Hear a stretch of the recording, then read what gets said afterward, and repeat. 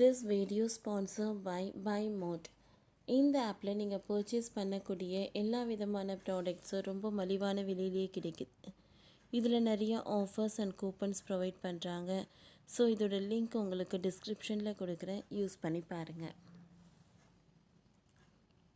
சத்தீஸ்கர் எல்லையில் பயங்கர துப்பாக்கி சண்டை, மூத்த கமாண்டர் உள்ளிட்ட 20 மாவோயிஸ்டுகள் சுட்டுக்கொலை. சத்தீஸ்கர், ஒடிசா மாநிலங்களின் எல்லைகளில் சிறப்பு அதிரடி படையினர் நடத்திய அதிரடி மோதல் நடவடிக்கையில் 20 மாவோயிஸ்டுகள் சுட்டுக் கொல்லப்பட்டனர். மாவோயிஸ்டுகளை தேடி அழிக்கும் நடவடிக்கை அப்பகுதியில் தொடர்ந்து மேற்கொள்ளப்பட்டு வருகிறது.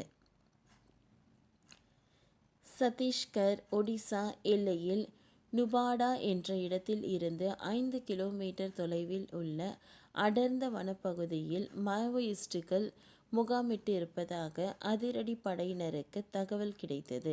இதனையடுத்து ஞாயிற்றுக்கிழமை முதல் அடர் வனப்பகுதியில் தீவிர தேடுதல் நடவடிக்கை மேற்கொள்ளப்பட்டது.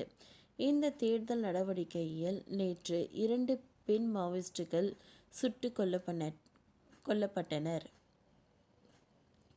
இதனைத் தொடர்ந்து நேற்று இரவு முதல் இன்று காலை அடர் வனப்பகுதியில் மாவோயிஸ்டுகளுக்கு சத்தீஸ்கர், ஒடிசா மாநில அதிரடி படையினருக்கும் இடையே கடுமையான துப்பாக்கி சண்டை நிகழ்ந்தது. இந்த மோதலில் 14 மாவோயிஸ்டுகள் சுட்டுக் கொல்லப்பட்டுள்ளனர்.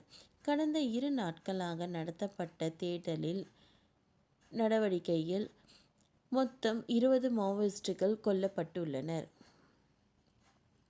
மேலும் அப்பகுதியில் பதுங்கி இருக்கும் மாவோயிஸ்டுகளை தேடி அழிக்கும் நடவடிக்கை சத்தீஸ்கர், ஒடிசா மாநில அதிரடி படை போலீசார் தீவிரமாக ஈடுபட்டுள்ளனர்.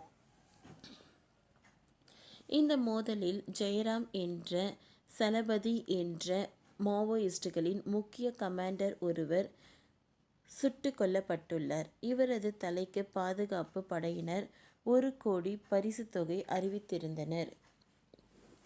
மாவோயிஸ்டுகளின் மறைவிடங்களில் இருந்து பெருமளவு ஆயுதங்களும் பறிமுதல் செய்யப்பட்டுள்ளன. மாவோயிஸ்டுகளை அழித்து நடவடிக்கைக்கு மத்திய உள்துறை அமைச்சர் அமித் ஷா பாராட்டு தெரிவித்துள்ளார். இது தொடர்பாக தமது சமூக வலைதள பக்கத்தில் பதிவிட்டுள்ள மத்திய அமைச்சர் அமித் ஷா, நக்சலைட் சந்தை மாவோயிஸ்டுகளை இந்தியாவில் இருந்து வேரோடு அழிக்கும் நடவடிக்கையில் இறுதி நிலையில் இருக்கிறோம். இந்த பாதுகாப்பு படையினருக்கும் மிகப்பெரிய வெற்றி கிடைத்துள்ளது. மாவோயிஸ்டுகளை இல்லாத பாரதத்தை உருவாக்குவோம் என தெரிவித்துள்ளனர். மேலும் மாவோயிஸ்டுகளை இல்லாத இந்தியாவை உருவாக்க நமது பாதுகாப்பு படையினர் இணைந்து போராடுகின்றனர்.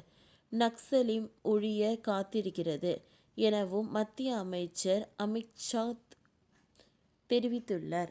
ஓகே ஃப்ரெண்ட்ஸ், இந்த வீடியோ உங்களுக்கு பிடிச்சிருந்தால் லைக் பண்ணுங்கள், ஷேர் பண்ணுங்கள், சப்ஸ்கிரைப் பண்ணுங்கள். தேங்க்யூ.